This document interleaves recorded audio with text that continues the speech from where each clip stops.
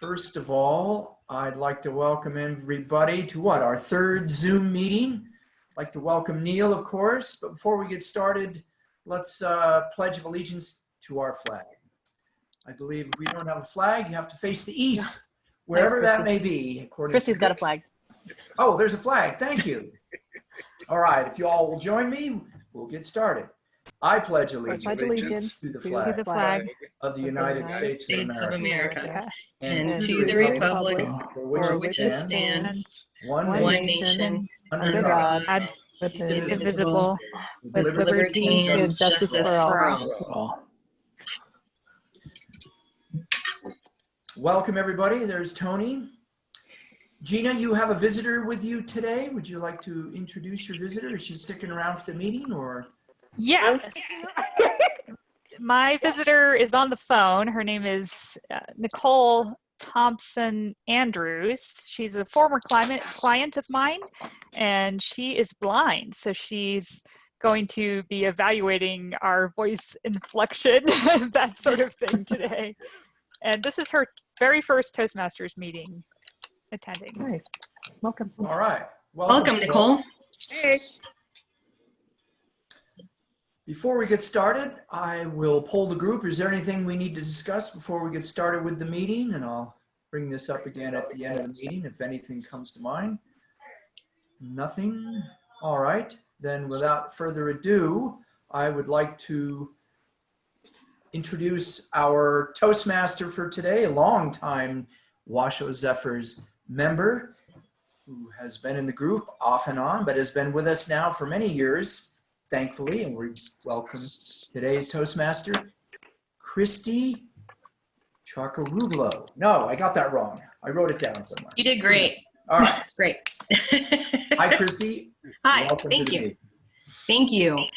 So today's speakers, I understand, are Omega, which I'm very excited to hear about Omega's speech, and then Steve Hendricks, but we're missing Steve Hendricks. So do we have a backup speaker?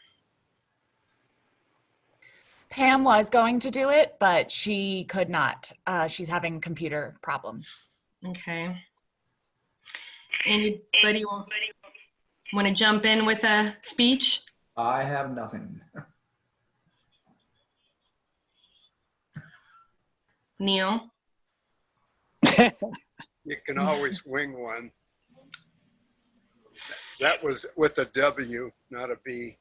Yeah, I know. Well, it's either you or Tony. You and Tony always have a lot to say, so.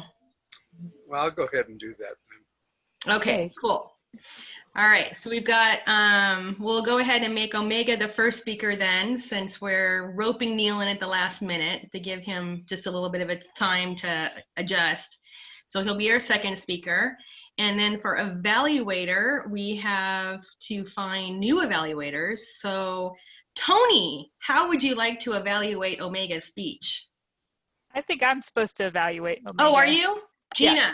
Great, okay. So Gina is gonna evaluate Omega. Tony, would you like to evaluate Neil's speech? Oh, You're on mute. He's nodding his head. Okay, all right. Tony's going to evaluate Neil. Great. Okay, so we're going to need a general evaluator then, because that would have been Lynn, but Lynn's not here. So Rick, would you be okay being general evaluator? Sure. Awesome. I don't think you guys need to look at me anyway, but I'm still trying to figure out how to get my camera to show me on here, but I can certainly evaluate. Okay, cool, thanks. Because I'm actually probably going to have to scoot out of here early. I've got a 1 o'clock call with a funder, so when I hand it to you, Rick, it's probably going to be you taking it and handing it back to Steve. Okay.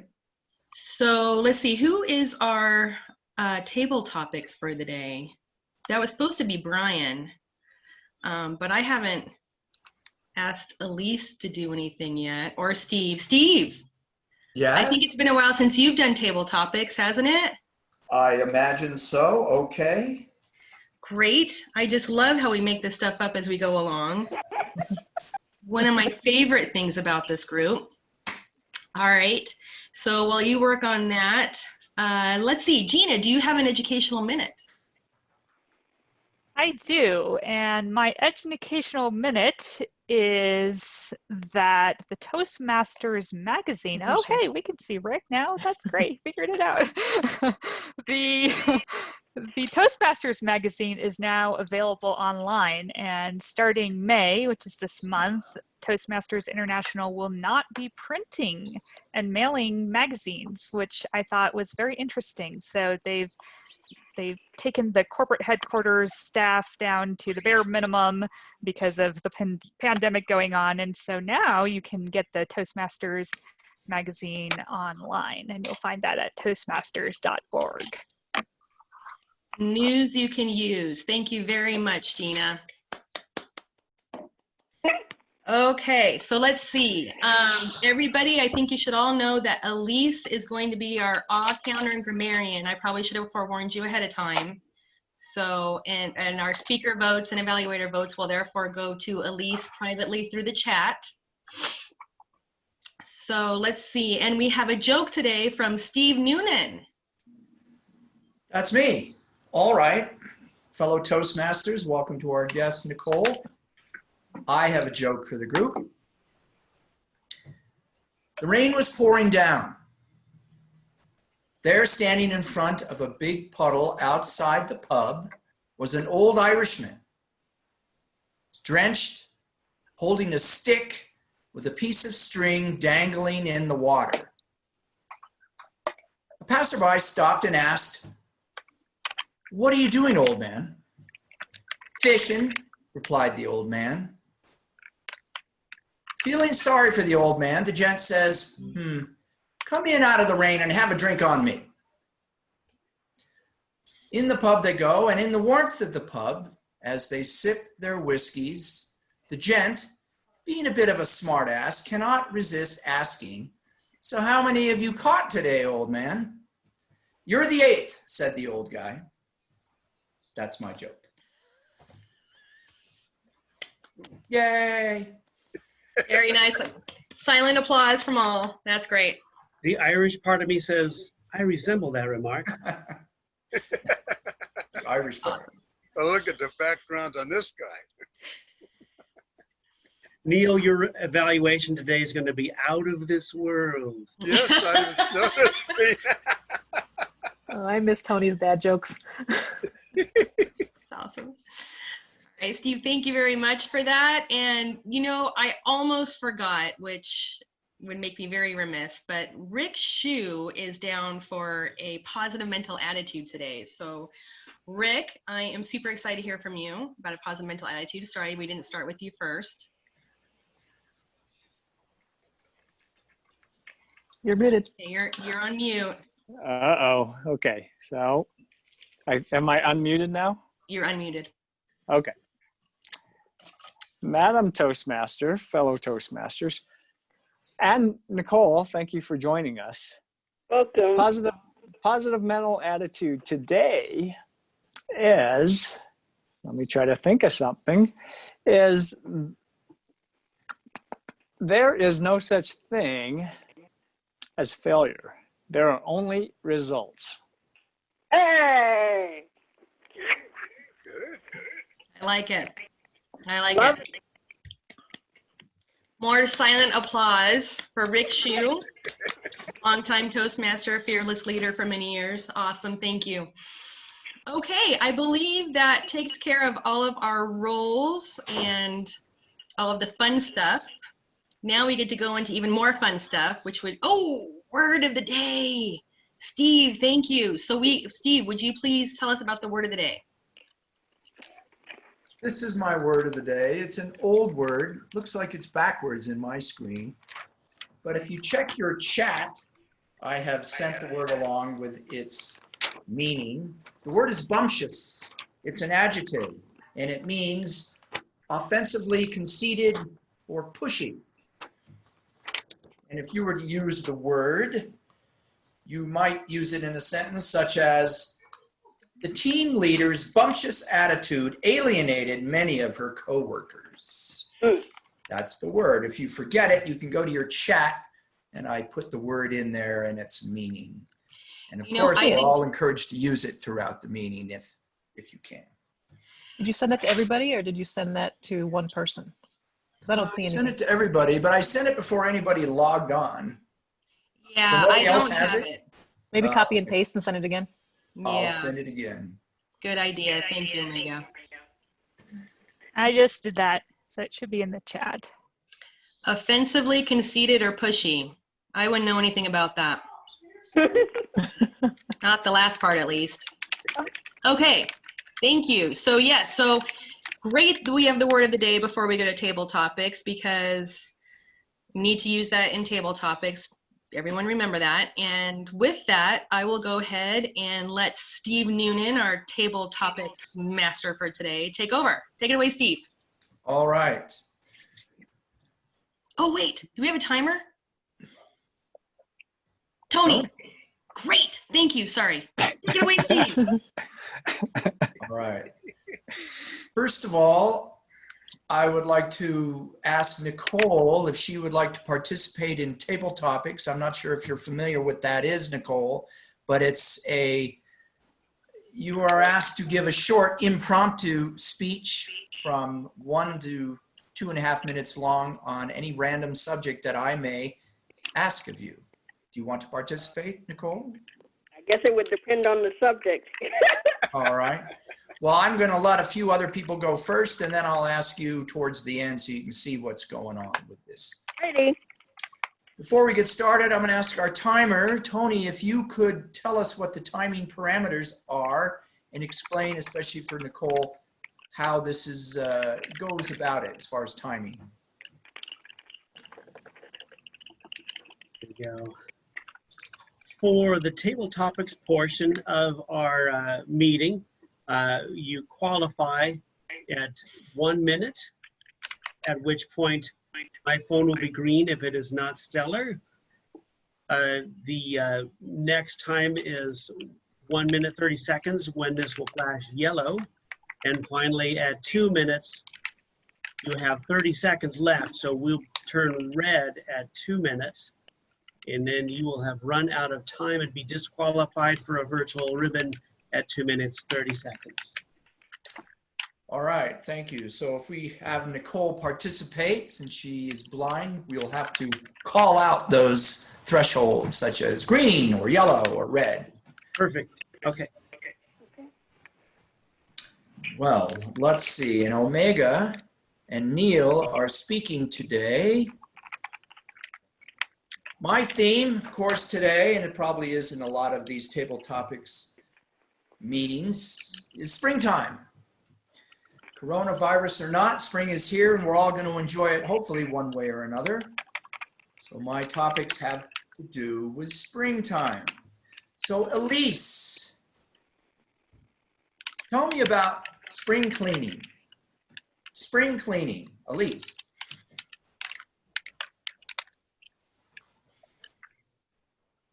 Thank you very much, Mr. Topics Master, Toastmasters, fellow Toastmasters, and most welcome guest, Nicole. Welcome.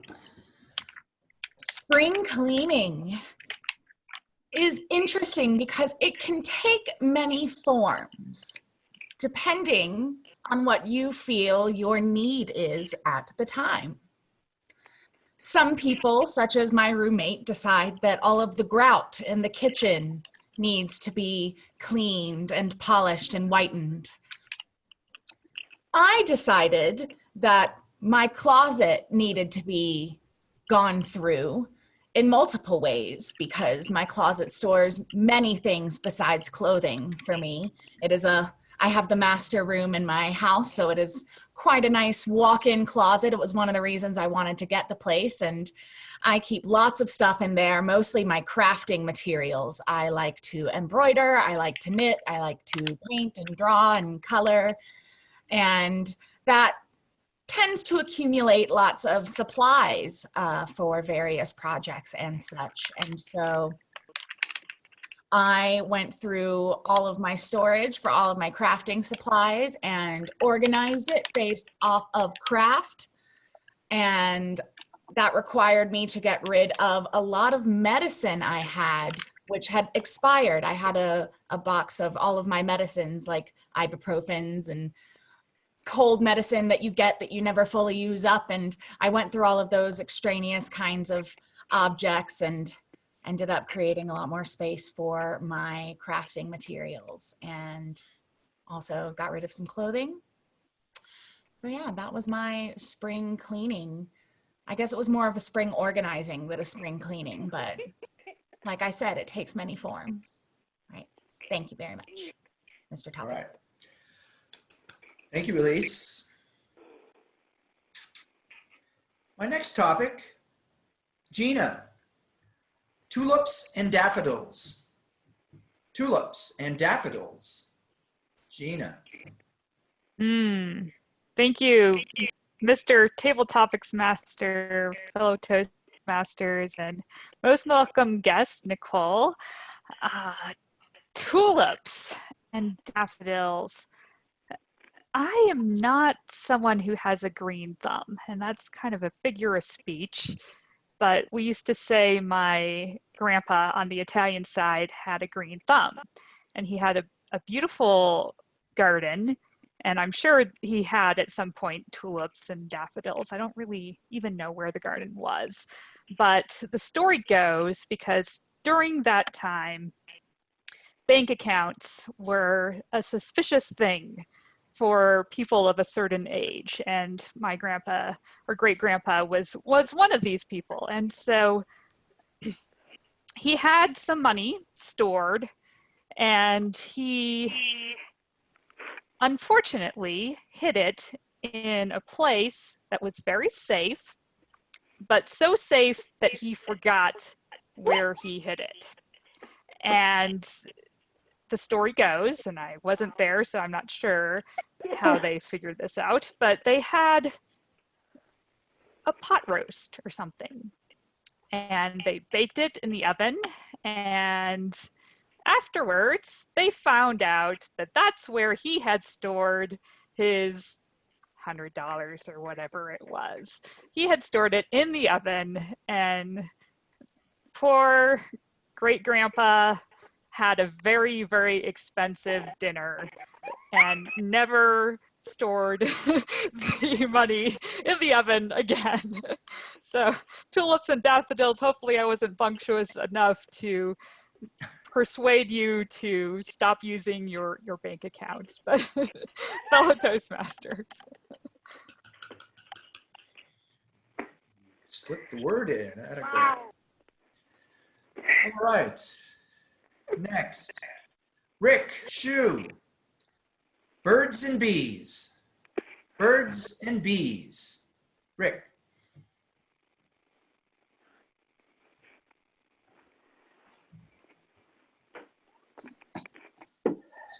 Thank you, Mr. Topics Master, fellow Toastmasters, most welcome guests.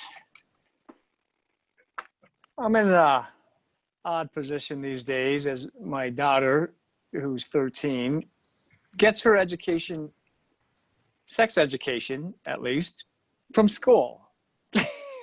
That would be probably a failure as a parent on my part to go through the birds and the bees, because heck, they're teaching it at school and she can figure it out. But the downside of it is that they teach her things, and then it generates questions. And so you only give as much information as she asks before you just stop. And unfortunately for me, she will ask questions that I just say, ask your mother. That is always the best answer, because it's just not always the most comfortable thing. You might understand the concept of, well, I'm not even going to get into it, because with the birds and the bees come the bumptious answers from the parents, because it's just not always the greatest thing. And especially at the dinner table, which has happened a couple of times. During this spring season, yes, the birds and the bees will be coming out, as well as the cats in heat and the various birds that are nesting, laying eggs right across the house right next to us, we have a picture of love hawks. They were red hawks that were a couple that were right on the roof next to us. And it's a wonderful time. But when it comes time for education at home for adolescent children, I'm just not the right guy to ask. Thank you, Mr. Topics Master. Well, thank you, Rick, for that enlightenment. We'll do one more. Nicole, would you like to participate? Sure, why not? All right. So remember, you have to talk for at least the 1 minute. That's when Tony will say green, and then talk for no more than 30 seconds after Tony says red. So he'll say red, and they have 30 seconds to wrap it up. All right, Nicole, your topic is warmer weather. Warmer weather. Nicole. Okay, well, let's see. I like warm weather as far as the summer and stuff. I used to live in California, so I'm not a winter fan. And so now I live in Greensboro, so weather is kind of changing, but of course can't really. I mean, I can go outside and stuff, but as far as like go hang out with people or anything like that.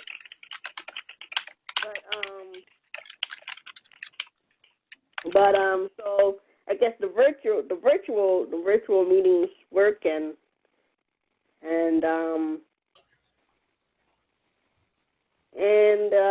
the nice one, the sun gets to hang outside the windows. Green. Okay. And so when I think of warm weather, I think of the nice sun and the summer, and I know it'll soon be 90 degrees and such.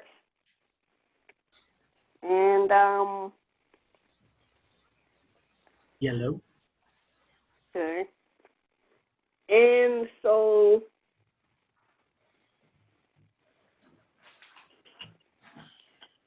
I don't know. I guess that's all I got. I don't know.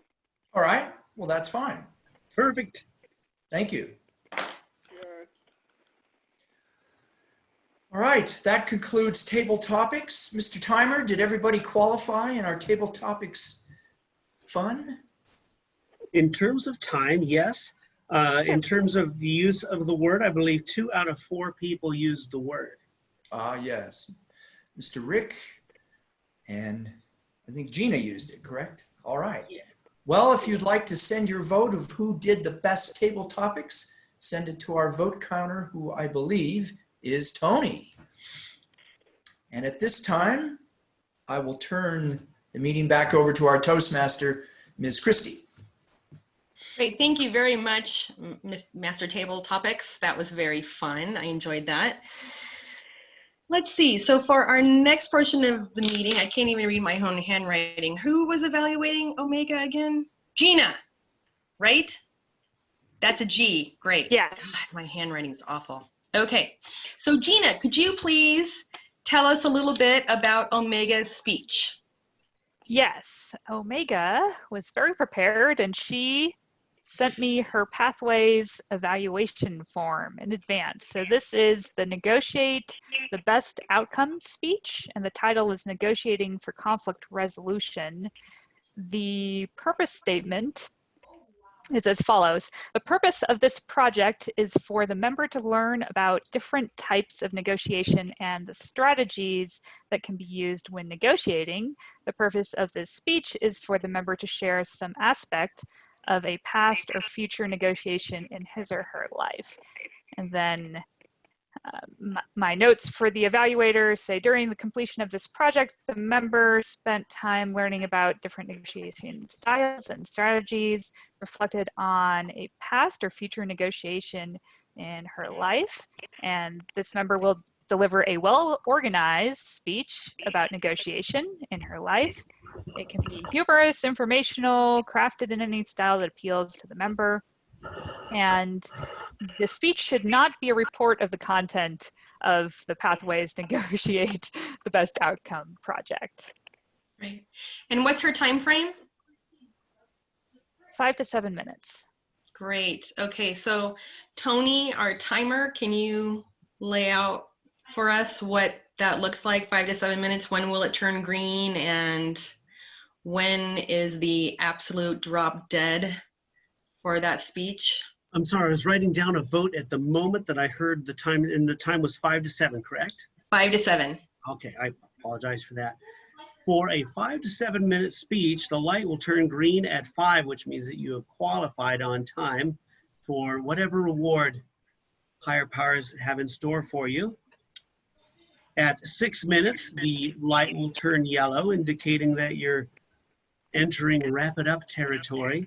And finally, at 7 minutes, the red light will come on, and that indicates you have 30 seconds left to finish off your speech to qualify for that reward. Awesome. Thank you, Tony. And in case you haven't yet, please send your vote for best table topics to Tony. And also help me welcome Omega. What is the title of Omega's speech? I missed that. Darn it. Sorry. It was negotiating for conflict resolution. Right. Okay. Help me welcome Omega, negotiating with conflict resolution. Welcome, Omega. Thank you, Madam Toastmaster. Fellow Toastmasters and guests, Nicole, welcome. Most of us are parents here, I think all of us, and we probably have more than one child, and sometimes they fight with each other, right? So that's kind of what I think about when you're resolving conflict. But today, for this project, I'm going to talk about a more grown-up conflict resolution. As a former manager / project manager, I had to learn how to negotiate in order to move my projects forward. A big part of managing projects is managing people. And human beings, they're just a giant bag of complicated emotions. We're not robots, unfortunately. So there's always opportunities to sharpen your negotiating skills because everybody's different. What works for one person may not work for another. So for those of you who don't know me, I sit and type at a computer all day for a living. I'm a software engineer, and I can say that software engineers are strange beings. We're a different breed altogether. And sometimes we argue about stupid things like, should we use spaces or tabs for indenting our code? I actually know somebody who left the job because he didn't like how most engineers on the team wrote their inline comments. It's really silly, and you laugh about things like that, and it's funny. And then you become a manager, and then you have to deal with it. So just to clarify, in case any of you ever look at my LinkedIn profile or see my resume in the future, my official title was lead engineer. My manager was pretty much hands-off, and he left it all to me. So when two people on my team had a disagreement, it was pretty much up to me to find the resolution. Whereas the ultimate goal was just to get the project done, right? Easy. But every work culture and every environment is different. In my case, the culture was so that something that we called peer programming was very much disliked. There were 2 or more engineers that are assigned to the same project. And just to give a little bit of background, the company that I started with was a small startup. And our projects were small enough that we had 1 engineer that would see the project through from start to finish. Fast forward, after a few mergers and acquisitions, we became part of this colossal company. And now we thought we should start acting like one. And let's try peer programming. From the outside looking in, the concept of peer programming, it sounds great. So imagine that you're building a Lego structure and you had all the pieces, you're gonna do it all by yourself. And it's just fine because this is what you do, right? It's no problem. You know what you're gonna build, you got your pieces, you just get it done. Let's say you need a person to help you. Maybe you can get that project done faster, right? That's usually not the case when you're writing software code, especially when you have a team that's not accustomed to doing peer programming. So some time ago, my team and I, we were creating a suite of games. So excuse me. they all had the same code base, so it's technically the same game. You just had a red one or a blue one, but it was pretty much the same. We are all working on each separate game in the suite. And the code, our goal was pretty much to not duplicate the same effort because, we wanted to be efficient. So as the lead, I said, okay, let me put this together. Let me put together the base so that everybody can have their own piece. They can add what they need to add for their project, but well, let's keep everything under the hood the same. You can change the color, you can add features or whatever. And I had two people that started butting heads with each other. So as the lead, I had to help them resolve it because it was slowing the project down. The deadline was still set in stone. So at first I wanted to keep the peace because again, we need to keep moving forward. At our stand-up meeting, I let everyone know that we need to find a win-win solution so we can just move forward and keep going. However, it wasn't that easy mainly because of personality differences. One guy, John, was super passionate and very emotionally reactive. Some would say he's bumptious at times, right? Whereas Aaron, he was more laid back. He was like, I just want to get things done. Let's just get it done. But as time went by, he was just getting a little irritated with John and his reactions. So I thought, as Aaron was the one who was less likely to blow up, less emotionally reactive, I said, hey, why don't you just yield to John? And let's just get it done. This was a win-lose scenario, and either way, we would continue to move forward. I realized later that Aaron did indeed blow up, but much more quietly. And somehow, the message that got back to John via Aaron was that John was going to do all the work, and then Aaron would just later take up his code. And then this made John upset because he felt that he was the one doing all the work. So at our next stand-up meeting, we ended up having to have the meeting after the meeting, if you know what I mean, in order to compromise so everyone would be happy. So we talked it out. I tried to maintain being the neutral party, but with the deadlines, I had to pick a side or somehow mandate that we move forward to complete the project. So, crack the whip, for example. But emotional intelligence was key here because I had one vocally emotional person and one who was just as reactive, but in a different way. In all honesty, I was way out of my comfort zone. I wanted to pull my manager into this, but remember how I said he was more of a hands-off guy. Unfortunately, my manager didn't offer any type of coaching. His exact words were, I'm not your dad, I'm your boss. Or he was actually just like my dad, but that's a story I'll save for my therapist. To my boss's credit, though, one of his mottos was what Rick actually said earlier. There's no such thing as failure, only results. So he was, he wanted me to just keep going and learn as I go. So I was pretty much on my own, and the deadline was written in stone. So with emotions high, including my own, I had to figure out what to do. So I pretty much mandated an official process where I was the code reviewer. So when one person would push the update, I would look at it and I would make sure that it worked seamlessly with everybody else's code before I say, hey, this is safe, go grab it and everybody go update, which was a lot more work for me, but it moved the project forward. And in the end, we were all still friends. And then I ended up leaving the company, but yeah, that's another story. But what I learned is that to be a manager, it's more important to manage the people than to manage a project.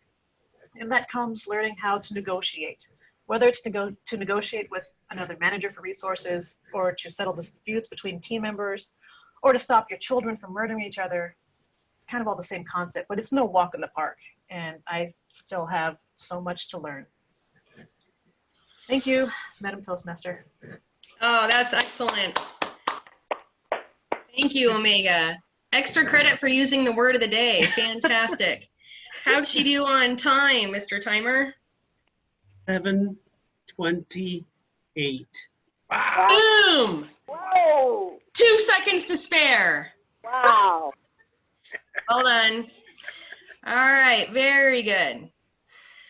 Okay, so our next speaker, who was roped into this at the last minute, and as far as I know, this is his very first official Zoom meeting, definitely with Toastmasters. That would be our very own Neil Cobb. And evaluating Neil today is Tony, who's doing like triple duty as timer and evaluator and everything else. So Tony, would you mind sharing with us? Actually, I don't even know. Neil, have you, do you have a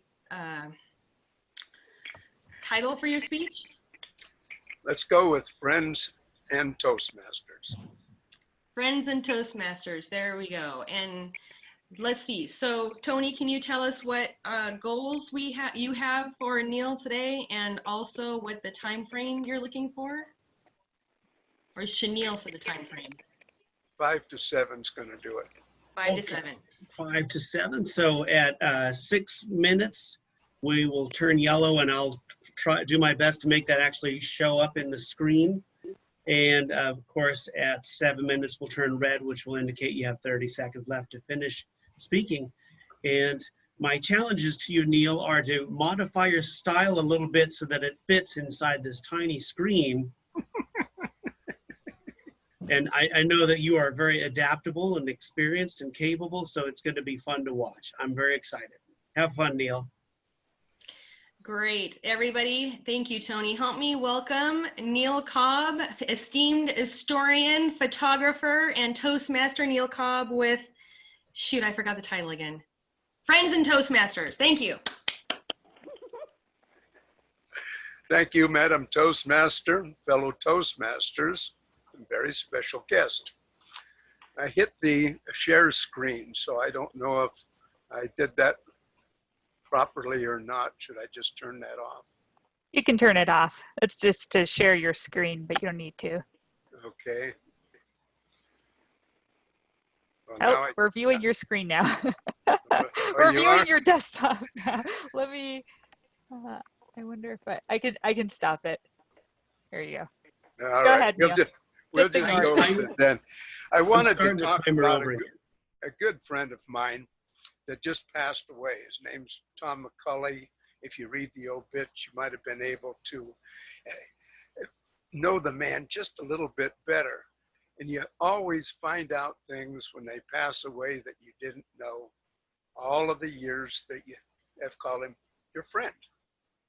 He was a civil engineer with a master's degree and an electrical engineer with a bachelor's degree. He worked for the power company for many, many years. But he was a historian and a very good one. But I didn't know that to start with. I met him when we formed the political club, We the People Toastmasters, in the mid-1990s. I was a dual member then as a charter member of that club and a Washoe Zep. Tom was one of the Sierra Sunrise, the oldest club in the area. And we wound up both with this one club. He asked me one day, he said, I've got to do a program.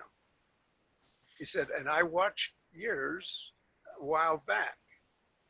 And I figured that you would be the best person to evaluate it and bring it back to the meeting as an evaluation, as a speech.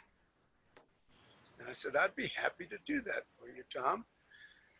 Well, I did this just because he had come to my program, kind of out of respect, and then he asked me the favor as far as Toastmaster. His speech was about ice harvesting. And I thought to myself, I said, you know, if I wasn't a friend of his and owed him the respect of a return courtesy, this sounds boring as possibly could be. But I'm going to go because my word has got to be honored. So I show up. And I'll tell you what, I'm glad that I didn't write it off, not knowing what it was about, taking that as the book cover, because it was the most fantastic presentation I had ever seen. All of the activity on the Truckee River and the need for the ice harvesting, all of the research that the man had done, absolutely star-spangled as far as a presentation. And this is on the old 35 millimeter slides. The trouble that it had taken to put this together, the people that he had talked to up and down the river. And these are important people because they ran those businesses in the early turn of the 20th century. When it came time to give the evaluation, I was still excited about what I had seen and what I'd heard and what I had learned. And I took off on that, and I just had nothing but hoorays, and you should have heard this, and I couldn't possibly have imagined that, and all of these different adjectives that I used to describe the quality of the speech, the gestures, the enthusiasm, the whole works was there. That was the end of that, the end of the speech. When Tom stood up, he says, Neil, he said, I hate to tell you this, but you whitewashed the entire evaluation. And we all know there is room for improvement somewhere along the lines. You didn't pay the attention that I thought you were going to. I was set back. I said, holy cow. I let enthusiasm for something override the qualities and the need, the mechanics of good Toastmastering. After all of that, I wound up being evaluated. And that's happened to me a couple of times. And over the years, I have not only become very, very close friends with many, many people, but I have learned to listen. I have learned to respect. I have learned the quality that life can bring you if you socialize in a constructive environment. These are very, very important things for all of us to remember. This man was a Toastmaster for nearly 60 years. Can you believe that? And when he passed away, there was a vacant spot in my heart.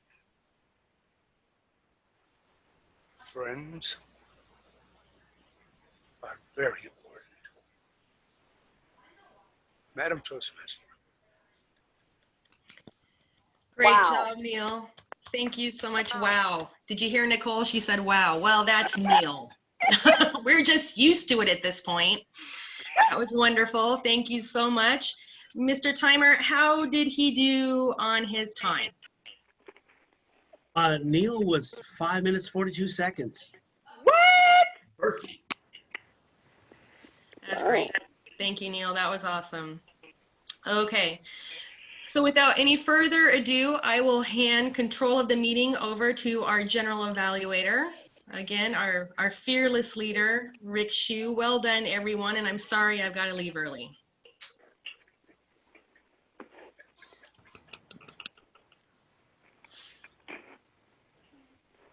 Christy for being our Yep. Toastmaster. Can you unmute? All right. Thank you, Christy. Big round of applause for Christy serving as our Toastmaster, having to leave early. As the general evaluator, everyone can hear me, I assume, right? Yes. Okay. As the general evaluator, it's my job to evaluate the meeting as a whole. But before doing that, I need to introduce the individual evaluators for each speaker. For the benefit of our guests, though, there are timing rules for evaluations. And as you might have figured out, evaluations is yet another speaking opportunity to prepare a speech, impromptu to some extent in nature. Evaluations have a certain timing criteria, and for that, I'd like Mr. Tony Kenichi, our timer, to establish what that criteria is. Tony? Out here in space, Our timing is 2 minutes to the green light in evaluation.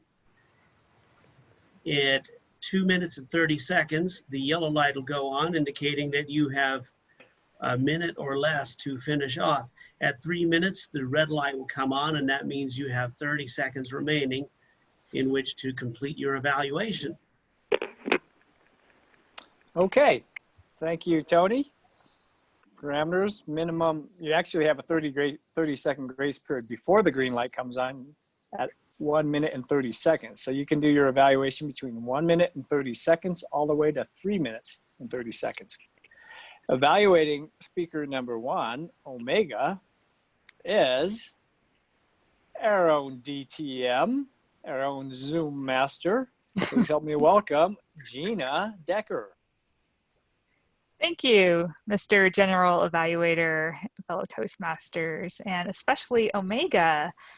Wow, this is probably one of the most structured speeches I've seen you do. You seemed incredibly confident and comfortable in your material and prepared. And I know that sometimes speaking can be kind of a daunting thing, especially if you're very tech savvy and are not used to doing that because you sit at a computer. So I think you really have a natural storytelling ability. Your way of laying out the topic and introducing the characters, your two coders who were in conflict, it was very natural, and I was drawn into the conflict as you built it up, and it naturally had a spike at the end where we were wondering, okay, how are these two coders who emote in different ways, how are they going to resolve their differences, and how are you, without any direction or help from your manager, going to resolve it? So I thought that was wonderful how you took examples from your own life and you naturally told the story and laid it out for us. I really enjoyed, especially that you said that coders are kind of like their own almost species. They have their own way of being and talking to each other. I did notice a slight use of jargon, which I think you could improve just for the people in the audience who are not familiar with what peer programming is. You could just define it the first time you mention it, and then you later helped put it into context by saying it's kind of like building something with Legos. And I thought that was really good because that's kind of a technical term that we wouldn't normally understand unless you defined it. So I thought that was really good. A very small evaluation point just for this Zoom format is that you have, it looks like a salt lamp right over one of your shoulders in the background. And so I would turn that off if you were to give this speech in a more formal setting, just so that you won't look like you've got kind of a glowing authority head right there over your shoulder. But I really enjoyed this speech. I thought this was really well put out and articulated. I think you had a really good point at the end, which was you had to be the reviewer. You had to think of your people who you were managing and their feelings and still meet the deadline. So you had a lot at stake here. So I really like how you brought that all together. And I was wanting to know, even as you tied in the end, which was kind of a fake front when you said it was conflict resolution with teenagers at home. I was kind of wondering about that, but maybe that'll be the topic of your next speech. I would love to hear more about that. But I love how you brought this all together for us, and I look forward to hearing more speeches from you. Thank you, Gina. Our second evaluator, Tony Shinichi, also serves as our timer. Do you want to time yourself, or do you want to try to hand that off to someone, Tony?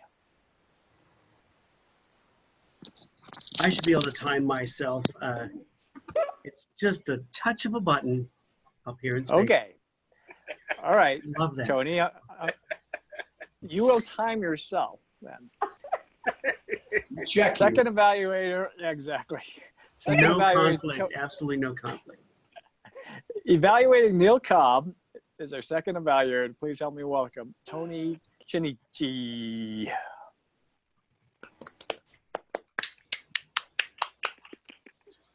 Well, hello, everybody. Neil, thanks for coming to our a Zoom Toastmasters meeting. I think this is our fourth, maybe fifth, and this is the first time we've seen you, which is terrific. I'm going to get the Zoom aspects, the camera meeting aspects out of the way right now. I think your lighting's pretty darn good. We can see you really clearly, and we're directed right at Neil's face. There's no light or anything. I see that Omega's gone outside, for example. There are some interesting things that you may notice, Neil, when you take a look around at the different cameras that are showing the beautiful faces of your fellow Toastmasters. With Rick's camera, it's pointed somewhat upward. And Neil, you and I don't really have this problem where, because we're of short stature, the camera points pretty much forward. It points directly at us.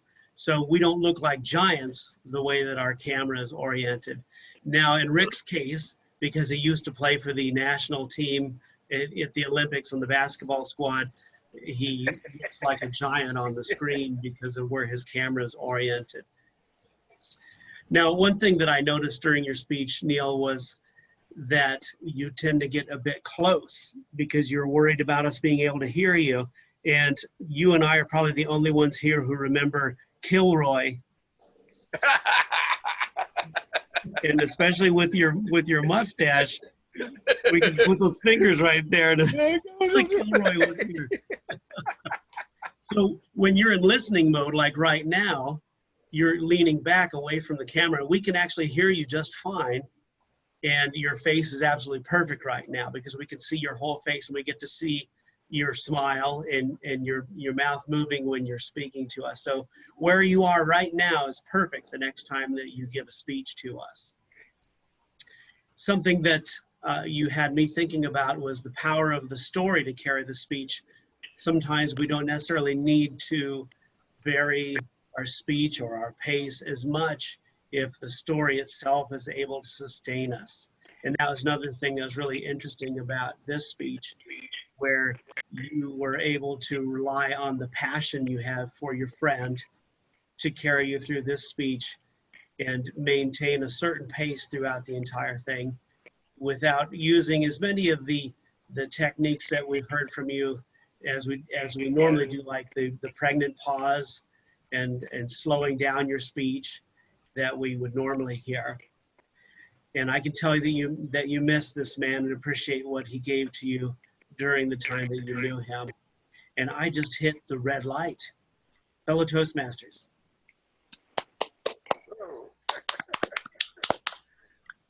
Thank you, Tony. Mr. Timer, which means Tony. We're both of our evaluators on time. Both of our evaluators were on time. Okay, if you could vote by sending a private chat to Tony for who you thought was the best evaluator of the day. Also, with respect to speaking, if you haven't done that also, you can do a private chat to Tony for best speaker. All right, as the general evaluator, it's my job to evaluate the meeting as a whole. We started a little bit late, but Steve Noonan, as he always is, very diligent, got us on track right away. Got the assignments, made sure we got Christy out to hand out the assignments, and Christy did a phenomenal job as the Toastmaster, handing out the assignments, moving things along, and getting it going. Table topics went back to Steve Noonan, and we only had 4 of them because he was mindful of time, which I appreciate. Once again, that's a mark of a good Toastmaster, experienced Toastmaster who is mindful of our time. Speeches, wonderful. Omega's already going into Pathways Level 3. She will be our first member doing a Pathways Level 3 speech, which is something that should be commended. Great job, Omega. And then, of course, Neil. What can you say about Neil? He'll come up with a speech on the fly, without any preparation and give you something that's heartfelt every single time. Yeah, I don't have anything else about this meeting. It went well. Of course, we have to thank Gina for setting up the Zoom aspect of it. And that concludes my part of the role as general evaluator. Because our Toastmaster has left, I guess I get to keep the floor and keep talking. But before doing that, actually I don't. What I'm going to do is delegate. We also have an agrarian report that we need to have by our agrarian master. That would be Elise Trawick. Elise, can you help us out there? Yes, we had a pretty clear meeting overall as far as grammatical errors go. Gina, I caught one from you, and it was tiny. It was small. I almost didn't catch it, but I did. Just caught myself there. Almost said it. Christy had quite a few things, but I'll tell her about those later. Omega, there was a couple of mispronounced words. You said children when you meant child, or suit when you meant sweet, just a couple of times. You also double started once, and there was one so and one gonna, as opposed to going to, right at the beginning there. But overall pretty good. I did a really big fat right at the beginning of my table topic and had another sprinkled in there, and I caught myself doing a so and an and so. I've been monitoring myself as well. Nicole had a few sprinkled in there throughout hers, and there was a couple of and so's and stuffs thrown in there. So we try to minimize saying, you know, like and so and stuff, and say the words. I'm saying the most times throughout the meeting during, of course, the grammarian's report. But that is something that we generally try to minimize when we're doing speeches, especially on the fly. It's very hard because you're thinking, but Neil himself is an expert at taking a moment and pausing as opposed to trying to fill those moments of silence with words. So that is my grammarian's report. Yeah, I didn't get anything from Tony or Steve or Neil. Thank you, Elise. Excellent job. Tony, are we ready for the presentation of the awards? I think so, but first, Elise, thanks for your generosity. I felt as though I was an machine today. Well, then I did not hear any of them. I've been failing. I'll take it. For table topics, today's winner is our tallest member of the club, Rick. Ooh. For evaluator, we tied, which is wonderful. That's terrific for my self-esteem to have held my own, at least amongst those who were generous enough to vote, with somebody as experienced and capable as Gina. And for speaker today, our winner for best speaker is in a field of her own, and that is Omega. All right, thank you so much, Mr. Timer / evaluator and everything else that you played today. We are wrapping up our meeting. Steve Noonan, you want to finalize it and get our guest comment, or would you like me to do that? I can do it. Okay, well, I will relinquish the floor to our esteemed president. Please help me welcome Steve Noonan. Thank you all. Thank you, Rick, for stepping up, and everyone else for stepping up into their roles. Nicole, obviously Toastmasters is about providing a forum where we can practice public speaking, and you're a guest today, but we want you to practice as well. Can you give us a few maybe closing thoughts of what you thought of the meeting? Sure. So I thought it was pretty good. I was looking to join Toastmasters a while back, and so I did want to look in. I know we have one in our area, but I did want to look at the. I did want to know about the dues and all that. But yeah, I thought the meeting was good. When Gina emailed me a few days ago, I checked my personal email, and then I saw it, and I said, oh, I guess I better look and see what time this meeting is before I look up, and it's 3 months after or whatever. So when I read the email, I said, oh, well, I don't have anything else scheduled, so I'll join in. So it worked out good, I thought. All right, great. Well, we're glad you joined us today, and maybe you'd like to join us again some other time. Yeah, that's what I'm thinking too. Okay, well, great. Let's see, moving on. Is there anything we need to talk about in the meeting? Our next meeting is, what is today, the 14th? Oh, 28th? Mm-hmm. Does anybody want to speak? Anybody jonesing to have a speaking role next time? Well, I don't want to have a speaking role, but I just wanted to say before you guys tell me I'm such a great speaker, I have my notes in front of my face on my screen. So I just needed to put that out there. So when we get back to the meetings in person and I start sucking again, you know why. I didn't see you looking at them at all. I didn't catch that you were reading at all. You were very good. I was afraid that you'd see this my screen reflection of my glasses. So it was well pulled off. Well pulled off. Well, It's a teleprompter effect. It's good because we can practice doing things like that, how to make it look like you're not, you're actually, wow, look at, that's just great, Steve. Let's see. I was thinking of taking a photograph of my office so that I could use that at home, and a photo of my home so I could use that in my office for the background. Perfect. Let me see. I know we're a little bit late. I did want to ask Rick one question. Last weekend we voted for the officers of the new District 39, which is our district. The officers who run the district are the ones who make rules for things such as how many hours of, officer training and things of that nature. Rick, do you know who actually won? I had to leave the meeting early. No idea? No idea. I'm sorry. I guess I could look that up right now or ask the people in the know. I was going to look it up myself, but I didn't know if you happen to know. So. No, I didn't, but I would like to make an announcement that the officers themselves of this club had training, thanks to Gina, and we learned a little bit about how to actually put in awards and a little bit more about pathways. And even though 2 members aren't here, there's a congratulations, and maybe we'll do the congratulations when they come back next week. But both Christy and Lynn earned their Competent Leader Award, which is an award under the old program and can only be awarded now until June 30th. So they got in just before the deadline, and kudos to them.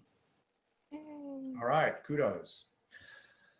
All right, anything else anybody wants to bring up before we adjourn the meeting for today? Yes, Russ Steele wanted to join in, and I didn't get him the information. So maybe Gina, if she would go ahead and give him a jingle, he would like to get in on the next Zoom thing. Oh, great. That would be great.